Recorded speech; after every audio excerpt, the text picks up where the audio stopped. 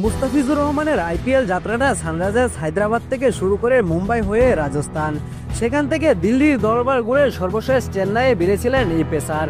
তবে মেগা নিলামের আগে তাকে ছেড়ে দেয় চেন্নাই সুপার কিংস। এবার মেগা নিলামের এই অকশনে মুস্তাফিজের প্রতি আগ্রহ দেখায়নি আর কোনো ফ্র্যাঞ্চাইজি, যে কারণেই তিনি অবিকৃত থেকে গেছেন। আজকে নিলামে অ্যাক্সিলারেটেড রাউন্ডে নাম তোলা হয়েছিল মুস্তাফিজের, যেখানে 2 কোটি বৃত্তিমূল্যে মুস্তাফিজ অবিকৃত থেকে গেছেন।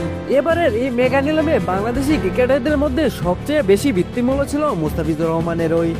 উল্লেখ্য যে এর আগে আইপিএলে 2016 সালে অভিষেক হয় মুস্তাফিজুর রহমানের, যেখানে সানরাইজার্স হায়দ্রাবাদের হয়ে শিরোপা জয়ে বড় ভূমিকাও ছিল মুস্তাফিজের।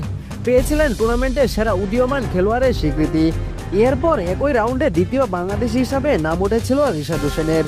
বিগ ব্যাশে দল পাওয়া এই টাইগার লেগ স্পিনারের প্রতিও আগ্রহ দেখায়নি আইপিএল এর কোনো ফ্র্যাঞ্চাইজি, যে কারণে 75 লাখ বৃত্তিমূল্যের রিশাদ হোসেনও আইপিএল এর নিলামে অবিকৃত থেকে গেছেন।